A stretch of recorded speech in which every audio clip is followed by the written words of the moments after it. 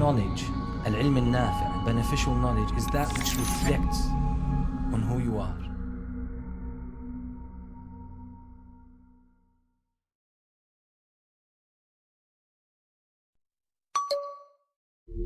The dress code is in public because Islam wants to protect the human relationship between man and woman, which is a sacred relationship. You should not look as a man and woman as animals, and you feel like, this lady, this girl, this babe, this bitch, they say, let's go and trying to mate with her. I'm using a different language now, mate with her. That's what they want to do, lay with her. They try all their best. How do I now go and start chatting with her? That's all the thing. This is the animal instinct. Islam says no. You're more than animals, social animals. You're a human being. You need to respect women for what they are, not because of their body and attractiveness of their outlook. So you cannot treat her like a body which is a piece of meat that you then advertise and everything. You want to sell a toilet commode? You put a young, almost semi-naked woman and you think, it's a good commode.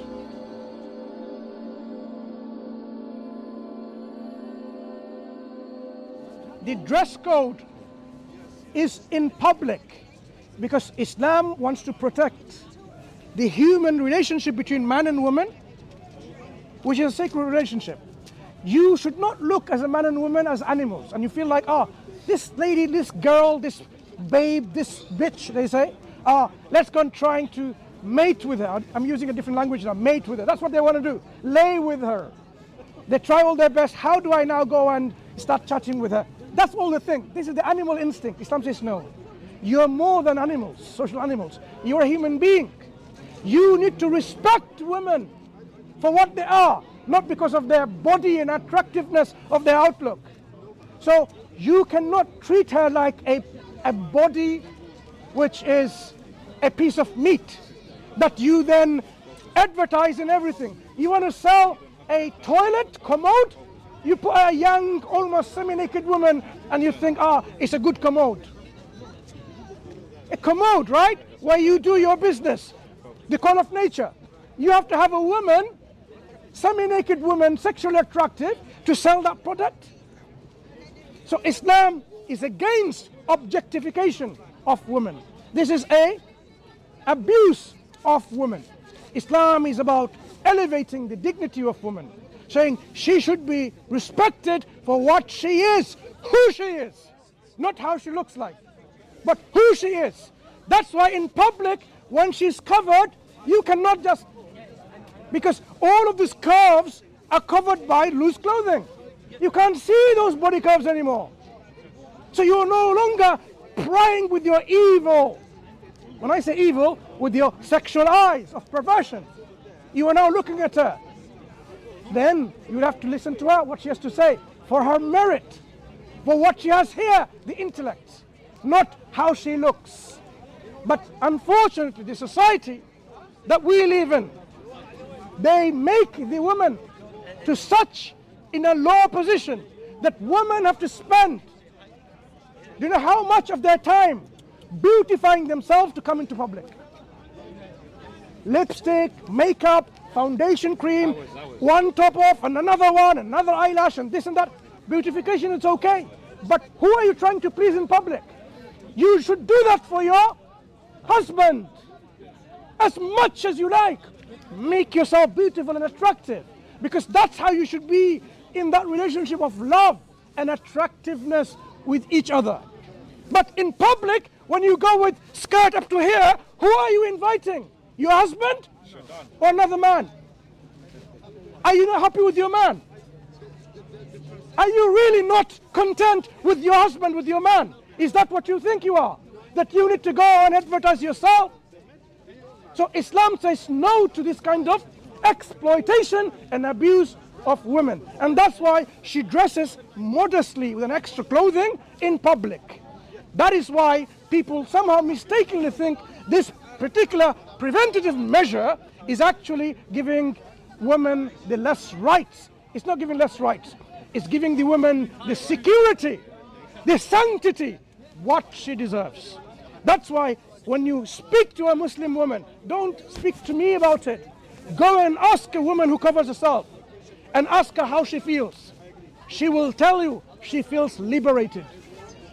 She feels liberated from the shackles of slavery of men, telling her what to wear, how to wear, and so on and so forth. She decides for herself what she wears. So this is just wrapping up the question about, does Islam oppress or give less rights to women? The answer is, of course not. Islam instead gives rights to women that even the Western society did not even imagine that they would ever give women the right, because they thought women had no souls in Western Europe. It was sold in the market. The time when Europe, the Queen of England, for example, didn't have a bath for a month. They were living in sewage. In Islam, when it was implemented in Cordoba, they had underground sewage system, overground lighting system, and someone called Fatima, if I'm not mistaken, established the first university in the world. It was a woman from the Islamic lands. And yet, you want to still think Islam oppresses women? Yes, Islam oppresses women by your own man-made laws that you have forced upon our countries. When these laws are removed, Islam is implemented back, women will excel. That's why in many countries, like some of the countries in the Gulf states, UAE or Kuwait and so on, they outnumber men in terms of their educational achievement, in terms of their livelihood in their professions, scholars, academics, scientists, professors. Why? Because they're trying to bring back the Islamic rules and principle within those lands. So we need to bring back Islam to us. Then you will see how Islam gives justice to this world. Justice to yourself and justice to everyone. So just to wrap up, as we were discussing with this very sincere lady that we were speaking to, she wanted to know about the difference between Islam and other religions. It's about truth and falsehood, in simplest of terms. Islam is the truth, everything else, sadly, nothing but falsehood.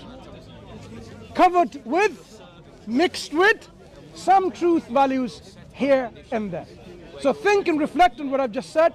May Allah give us the ability to act upon what we have understood, to be more sincere, to be more patient, to be more empathetic to people, so that people can learn about this beautiful religion of Islam. May God guide us closer and closer to the truth. أقول قولي هذا واستغفر الله ولكم. السلام عليكم ورحمة الله وبركاته.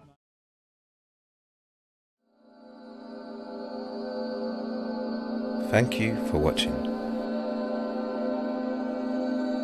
Subscribe, like, and hit the notification bell to keep you updated with the latest videos.